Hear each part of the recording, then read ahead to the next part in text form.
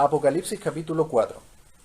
Después de esto miré, y he aquí una puerta abierta en el cielo, y la primera voz que oí, como de trompeta, hablando conmigo, dijo: Sube acá, y yo te mostraré las cosas que sucederán después de estas.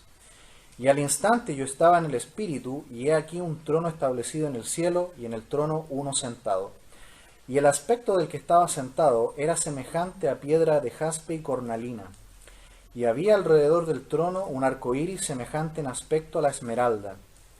Y alrededor del trono había 24 tronos, y vi sentados en los tronos a 24 ancianos, vestidos de ropas blancas con coronas de oro en sus cabezas. Y del trono salían relámpagos y truenos y voces, y delante del trono ardían 7 lámparas de fuego, las cuales son los 7 espíritus de Dios. Y delante del trono había como un mar de vidrio semejante al cristal, y junto al trono y alrededor del trono 4 seres vivientes llenos de ojos delante y detrás. El primer ser viviente era semejante a un león, el segundo era semejante a un becerro, el tercero tenía rostro como de hombre, y el cuarto era semejante a un águila volando. Y los 4 seres vivientes tenían cada uno 6 alas, y alrededor y por dentro estaban llenos de ojos, y no cesaban día y noche de decir: Santo, santo, santo es el Señor Dios Todopoderoso, el que era, el que es y el que ha de venir. Y siempre que aquellos seres vivientes dan gloria y honra y acción de gracias al que está sentado en el trono, al que vive por los siglos de los siglos, los 24 ancianos se postran delante del que está sentado en el trono y adoran al que vive por los siglos de los siglos, y echan sus coronas delante del trono diciendo: Señor, digno eres de recibir la gloria y la honra y el poder, porque tú creaste todas las cosas y por tu voluntad existen y fueron creadas. Bien, en esta tarde aquí en el capítulo 4 de Apocalipsis vamos a ver que la iglesia es un pueblo de condición celestial. ¿Dónde estaba la iglesia en los capítulos 1 al 3? La iglesia está en la tierra. Pero de repente aquí en el capítulo 4 vamos a ver que ahora la iglesia está en el cielo. Algo ocurrió entre el capítulo 3 y el capítulo 4. Y después la iglesia no aparece más hasta el capítulo 19. Porque en la tierra van a comenzar una serie de eventos catastróficos que el Señor mencionó allí en Mateo 24. Él dijo: va a venir gran tribulación sobre la tierra como nunca ha venido en toda la historia de la humanidad. Así que la iglesia ya no está en la tierra, la iglesia ahora está en el cielo, porque Dios ha dicho que Dios la protegerá de este tiempo de prueba que viene sobre la tierra. La iglesia no pasará la gran tribulación aquí en la tierra, será sacada de ese tiempo de prueba, porque es un tiempo donde Dios va a tratar con Israel y con las naciones. La iglesia entonces está ahora en el cielo, aquí en Apocalipsis capítulo 4. Así que estos capítulos 4 y 5 son algo así como un prólogo, como una introducción a lo que va a ocurrir en la tierra, que es la gran tribulación, desde el capítulo 6 hasta el capítulo 19, cuando el Señor ahora vuelve a la tierra en la segunda venida, ya no como cordero, ahora vuelve como león a pelear, y sus santos, su iglesia, vienen con él. Por lo tanto, la iglesia estuvo en el cielo durante todo este tiempo, desde el capítulo 6 hasta el capítulo 19. Veamos el versículo 1. Después de esto miré, y he aquí una puerta abierta en el cielo, y la primera voz que oí como de trompeta hablando conmigo dijo: Sube acá, y yo te mostraré las cosas que sucederán después de estas.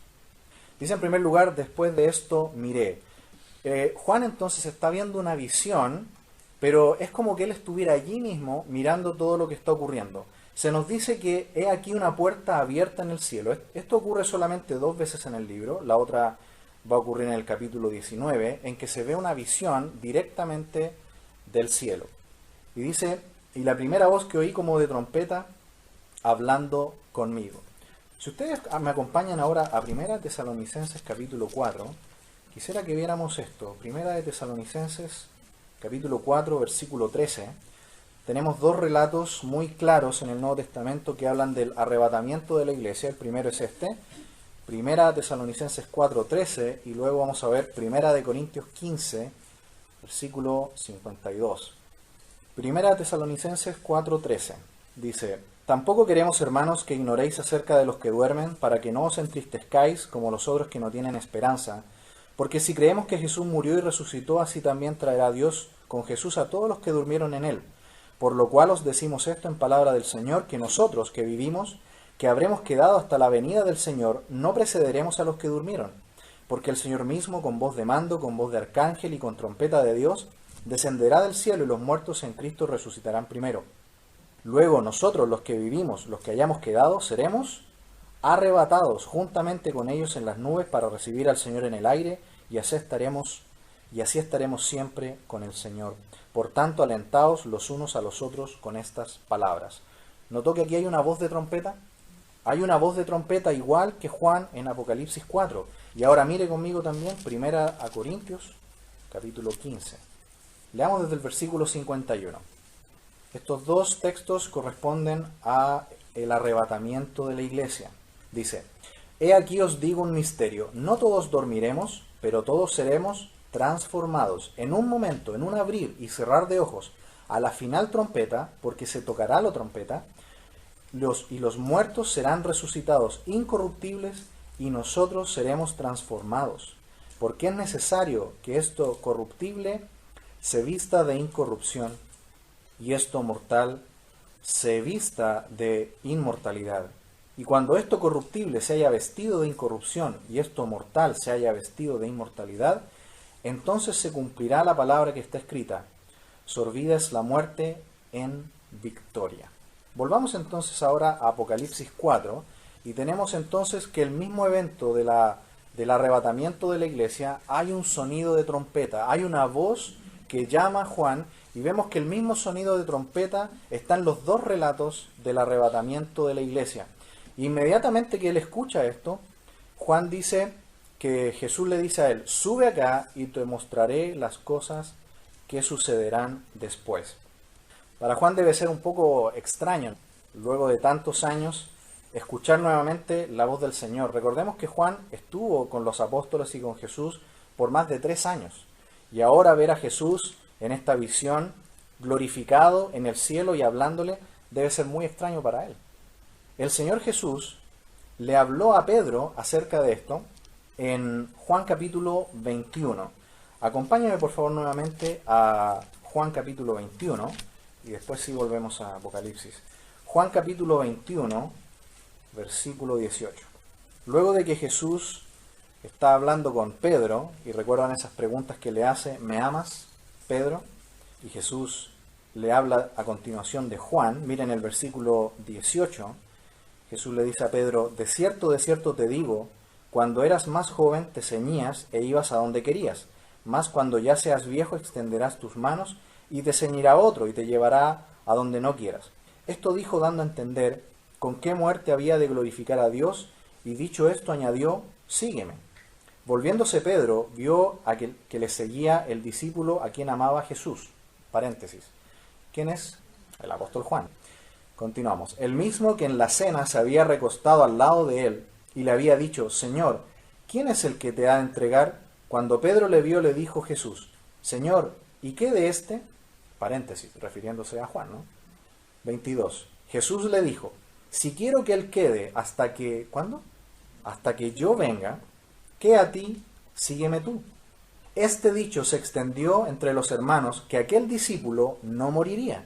Pero Jesús no dijo que no moriría, sino: si quiero que él quede hasta que yo venga, ¿qué a ti? Este es el discípulo que da testimonio de estas cosas y escribió estas cosas, y sabemos que su testimonio es verdadero. Y hay también otras muchas cosas que hizo Jesús, las cuales, si se escribieran una por una, pienso que ni aun en el mundo cabrían los libros que se habrían de escribir. Amén. Juan vivió en el siglo I, ¿no?, de nuestra era, pero aquí vemos que Jesús lo ha llevado al futuro, aquí en Apocalipsis capítulo 4, y le está mostrando justamente su venida. Le está mostrando el arrebatamiento de la iglesia, le está mostrando ahora hasta el capítulo 19 la gran tribulación que va a ocurrir aquí en la tierra, y le va a mostrar ahora a la iglesia en el cielo, la iglesia glorificada con vestiduras blancas. Por lo tanto, pareciera que lo que le dijo el Señor Jesús a Pedro allí en Juan 21 se cumplió, porque Juan, aunque murió, efectivamente después, él en visión, como un profeta de Dios, vio el futuro, vio la venida de Jesús, vio incluso también la segunda venida, vio el reino milenial sobre la tierra, Cristo reinando, vio a los incrédulos siendo lanzados al lago de fuego, vio la visión celestial de la nueva Jerusalén descendiendo del cielo y todo eso. Así que interesante, ¿no? Se cumplió lo que Jesús le dijo a Pedro allí en Juan capítulo 21. Juan está viendo todas estas cosas que van a ocurrir en el futuro. Versículo 2. Y al instante yo estaba en el Espíritu, y he aquí un trono establecido en el cielo, y en el trono uno sentado. Notan el detalle allí donde dice, y al instante yo estaba en el Espíritu. Se parece mucho a lo que leímos ahí en 1 Corintios 15, ¿no? En un instante, en un abrir de ojos. Juan dice, y en el instante yo estaba con un cuerpo, yo estaba en una presencia, en una capacidad de poder estar en una condición celestial y ver lo que Dios tiene preparado para el futuro. Y dice allí, he aquí un trono en el cielo y en el trono uno sentado. La palabra trono parece ser la palabra clave aquí en el capítulo 4, se menciona por lo menos 12 veces, y en total, en todo el libro de Apocalipsis aparece 46 veces. Por eso decíamos al principio, en el primer tema, en el versículo 3 del capítulo 1, que este es el único libro de la Biblia que promete una bendición especial al que lo lee. ¿Recuerdan que dice, bienaventurado el que lee y los que oyen las palabras de esta profecía y guardan las cosas en ella escritas, porque el tiempo está cerca?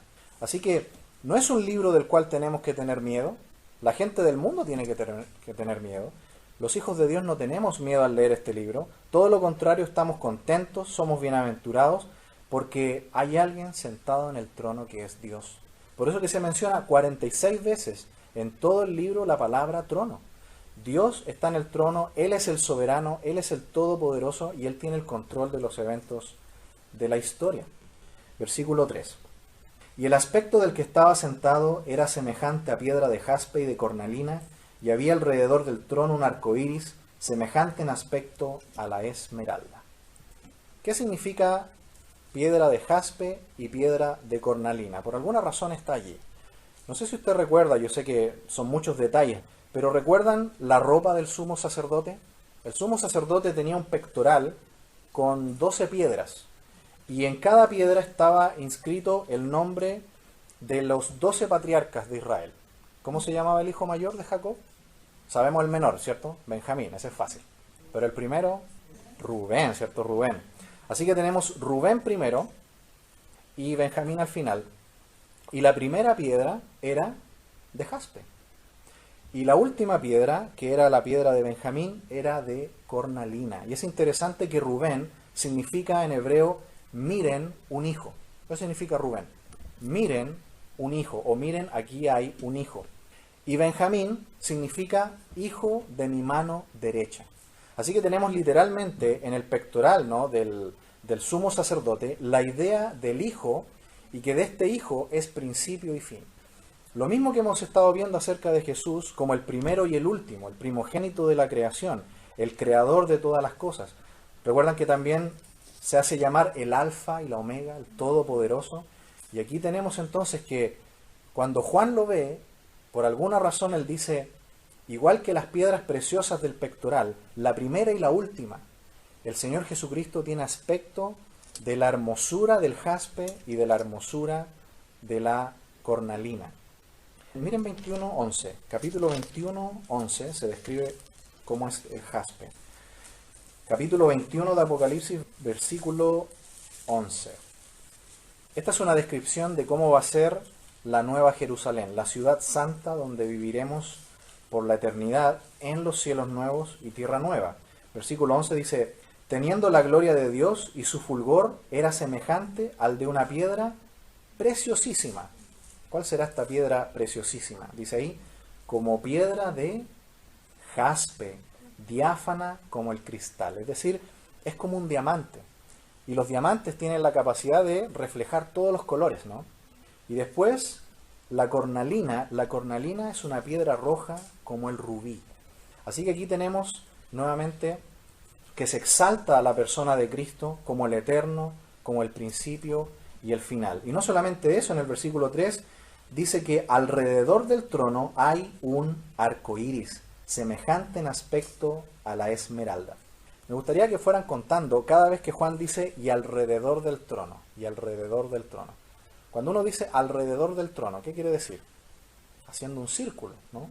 Es como que el trono está en el centro y hay círculos que podríamos llamar concéntricos, ¿no? Y los vamos a ir contando y vamos a ver qué número nos da. Dice que hay un arco iris, pero ¿cómo es el arco iris que nosotros estamos acostumbrados a ver? Un arco, ¿no? Solamente un arco. ¿Y cuándo fue la primera vez que apareció el arco iris? Después del diluvio, ¿no? Como una promesa de Dios de que nunca más voy a destruir la creación con agua. Porque más adelante, en 2 de Pedro capítulo 3, ¿cómo la va a destruir Dios para hacer cielos nuevos y tierra nueva? Con fuego. No la va a destruir nunca más con agua, pero la va a destruir después con fuego. Y aquí tenemos un arco iris entero. Tenemos un arco iris redondo, que tiene el aspecto, dice aquí, el color de la esmeralda. ¿Cómo es ese color? Es verde. Quizás por el fulgor, no lo sabemos, pero es un arco iris. ¿Y el arco iris cuántos colores tiene? 7. Vemos que el 7 se repite muchísimo en la creación de Dios para presentar la perfección. ¿Cuántas notas hay en la música? 7, ¿no? La música es un sistema matemático perfecto, ¿no? El 7 se repite también en los días de la semana. 7 días. Y dice que Dios creó la perfecta creación en 6 días y el séptimo descansó y miró la creación y dijo, es bueno en gran manera, en gran manera. Así que tenemos un arco iris acá, que es un círculo completo, está alrededor del trono de Dios. Y de alguna manera el arco iris representa sí el juicio, pero también la promesa de que Dios va a tener misericordia. Porque durante la gran tribulación van a haber personas que se van a salvar. Va a haber personas que en el último momento van a creer en Cristo, a pesar de la gran incredulidad que va a haber aún en la tribulación. A pesar de todos los juicios de Dios, la gente va a endurecer su corazón igual. Así es el corazón humano. Versículo 4. Y también, ¿qué dice? Alrededor del trono. Otro círculo, ¿se fijan? Otro círculo. ¿Qué hay alrededor? Había 24 tronos y vi sentados en los tronos a 24 ancianos vestidos de ropas blancas con coronas de oro en sus cabezas. Así que tenemos un círculo, ahora tenemos otro, y ahora tenemos a los 24 ancianos sentados en círculo alrededor del trono. Están como sentados como en una actitud para juzgar, como un senado, ¿no? Que está sentado para dictaminar leyes. Y quisiera mostrarles que la iglesia aquí está representada. A pesar de eso, tenemos que considerar, ¿no? y honrar la iluminación que Dios ha dado a tantos hombres a través de la historia que han estudiado diligentemente la palabra de Dios. Algunos piensan que estos 24 ancianos son los 12 apóstoles y los 12 patriarcas, ¿no? Eso da 24. Y hay diferentes teorías. Pero, ¿cómo saber quiénes son los 24 ancianos? Mire conmigo al ladito ahí en el capítulo 5, versículo 8. Mire cómo alaban a Dios estos 24 ancianos. Capítulo 5, versículo 8. Y cuando hubo tomado el libro, los 4 seres vivientes y los 24 ancianos se postraron delante del Cordero.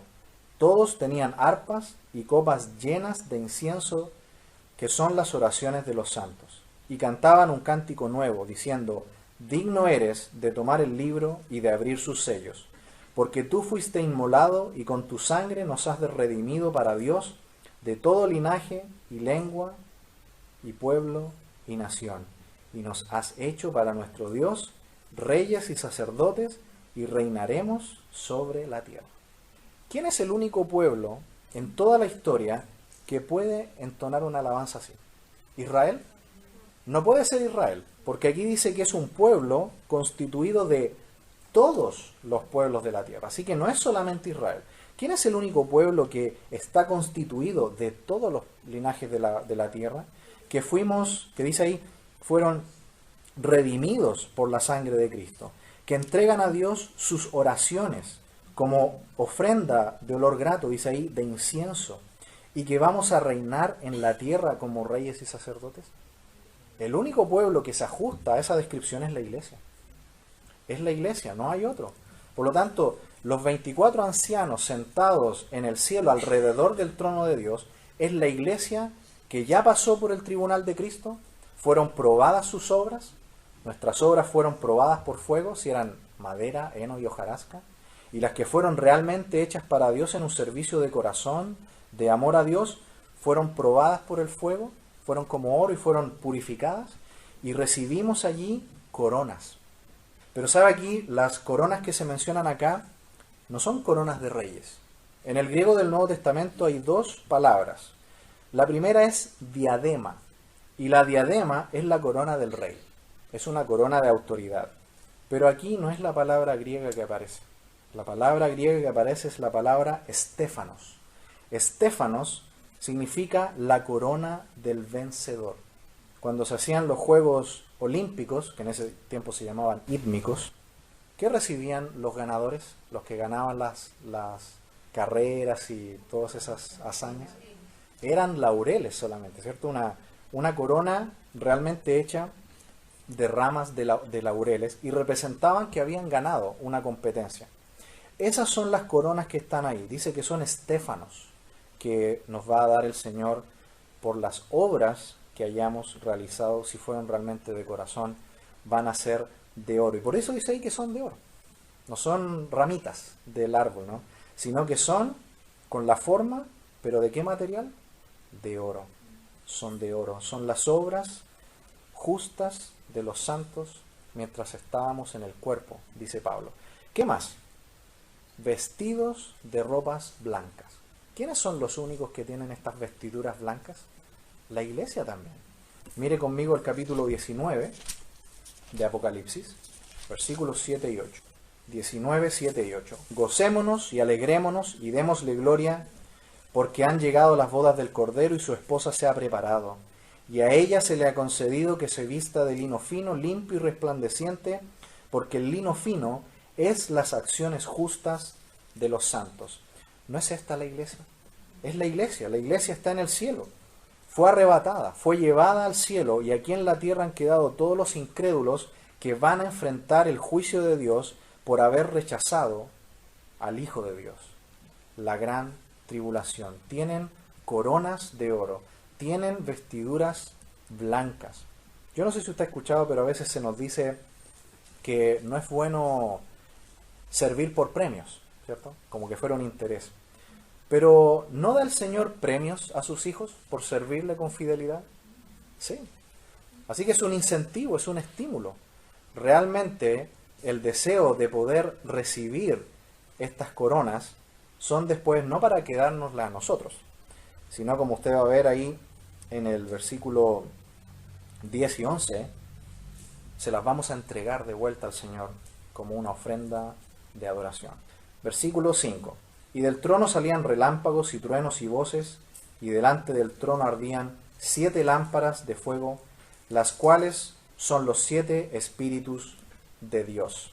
Del trono de Dios salen relámpagos, truenos y voces. No sé si le hace a usted recordar cuando Moisés recibió en el monte Sinaí las tablas de la ley. Habían truenos, relámpagos, un ambiente como de juicio, un ambiente donde es temible estar allí. Y es así porque va a comenzar el gran juicio de Dios sobre la tierra, va a comenzar la gran tribulación. Juicios como nunca se han visto en la historia de la humanidad. Mire conmigo capítulo 8 de Apocalipsis y versículo 5. Capítulo 8, versículo 5.